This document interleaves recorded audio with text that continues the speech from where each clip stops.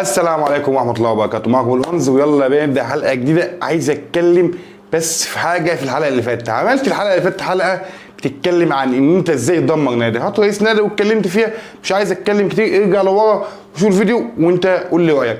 لقيت في التعليقات ناس بتقول لك ايه، انت اهلاوي، احنا عاجبنا نادي الزمالك عزبه، احنا مش عارف ايه. تخيل جمهور نادي الزمالك او اللي هم مدعين ان هم جمهور نادي الزمالك وصل بيهم لحل فين؟ ان هو راضي ان يكون في رئيسه راجل بيشتم ويسب ويهين، ولا هو نفسه عرضه هيشتمه هو وابوه واللي خلفوه ويضرب بيه الجزمه لو عارض او فكر بس يعرضه.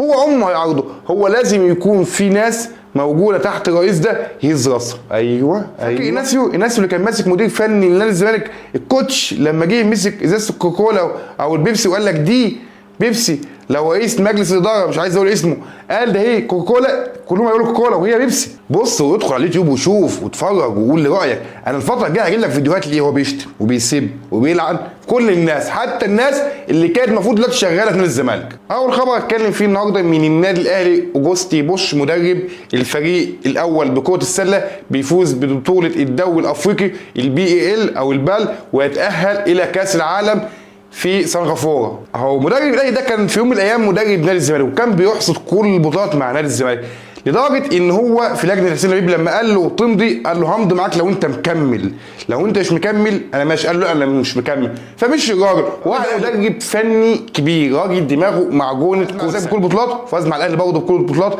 فاز مع الاهلي بالدوري والكاس ودوري المترابط، والنهارده بيكسب الدوري الافريقي وراح كاس العالم للانديه وشغل كبير. المدرب ده الزمالك خسره، مش عايز اقول لك ده كله ليه. لو انت كاتب الكلمه اللي انا قلتها من شويه، الاستقرار. الراجل قال له انت مكمل انا همضي معاك، مش مكمل انا همشي. قال لا انا مش مكمل، فجه ماشي. بص على الاستقرار بيعمل ايه؟ بيخلي المدربين يقعدوا واللعيبه تقعد ومرتبات موجوده واستقرار في كل حاجه. ده اللي بيفكرنا الزمالك اللي بكلمك عليه الفتره اللي فاتت. تلاقي الزمالك ما ياخدش بطولات، اعرف ان الزمالك مش مستقر.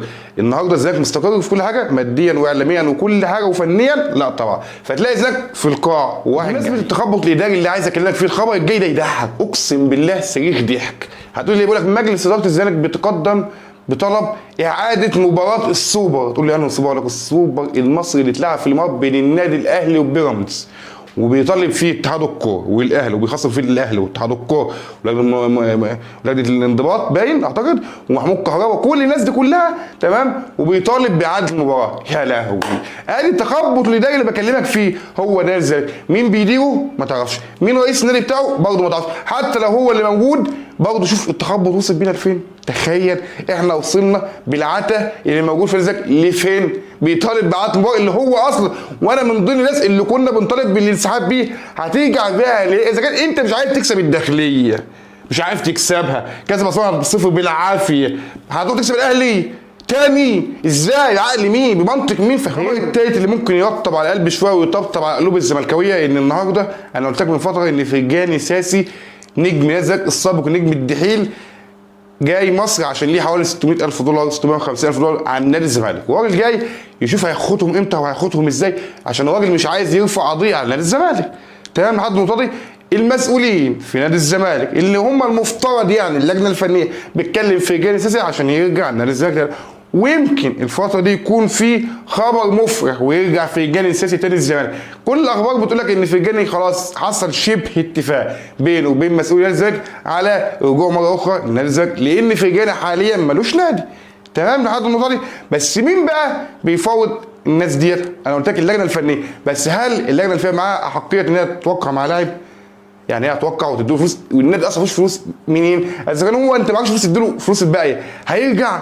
هل فرجاني ممكن يرجع؟ بس لو فرجاني رجع هيرجع حبا في جماهير الزمالك او في نادي الزمالك شخصيا لحد ما يحصل استقرار، وان شاء الله على بدايه الموسم الجديد يحصل استقرار ويكون فرجاني معانا ونرجع نجيب صفقات عليها. اللجنه الفنيه برضه بتفوض الياس الجلاصي والزمالك بيدخل في مفاوضات معاه، بس اللي يحرق دمك ويغيظك ان كل مره الزمالك عايز يجيب فيها فلان او اللاعب ده بالذات عن طريق وكيل. ليه ما بعتش عرض للمصري انا اقول له انا عايز اشتري اللاعب بتاعك، عايز اخلص معاه؟ النهارده الياس الجلاصي رفض كل الوكلاء وقال لك انا عايز عرض رسمي من نادي الزمالك، لو هم عايزين يضموني للنادي المصري انتقل من خلال نادي الزمالك لازم عرض رسمي. ليه الزمالك مصر على الوكلاء؟ انت عارف وانا عارف ليه.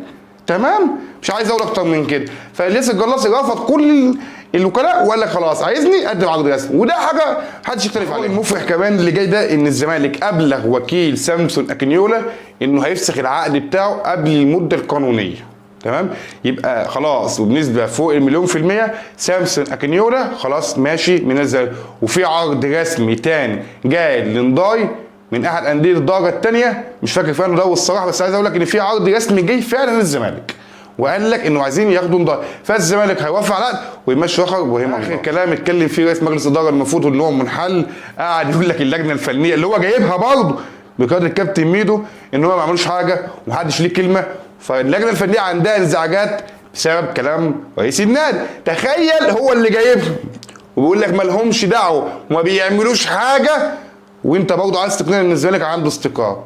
لا حول ولا قوه الا بالله، والله لا حول ولا قوه الا بالله فعلا. دلوقتي عشان عفوا النادي الزمالك باظ نهائيا، دلوقتي في لعيبه عقودها خلصت، وفي لعيبه عايزه تجدد، وفي لعيبه ثانيه مضت لفرقه ثانيه زي يوسف وسام نبيه. دلوقتي سيف جعفر عايز يجدد، كابتن فاروق جعفر طلع وزعلان وقال لك انا كلمت اكتر من عضو وقال لك محدش رد عليا. ليه بقى؟ عشان يجدد لسيف فاروق جعفر اللي عنده 50,000 عرض من ضمنهم بيراميدز، وفي عروض من الدوري الايطالي لسيف جعفر، وفي الاخر سيف جعفر مش عارف لا يمضي في الزمالك ولا هيمضي فين، وبكره يمشي ويتالق وترجع تجيب فلوس تاني. هو ده الزمالك. في كابتن بقى من كباتنه نادي الزمالك اللي بيظهر على القناه على طول وعنده برنامج موجود، طالع بيقول لك احنا عندنا بطوله عربيه والمفروض يفتحوا لنا القيد بشكل استثنائي، والمفروض وعاملين لي كأن زي الاهلي، كلام كبير. يا عم ماشي حقك وده الصح.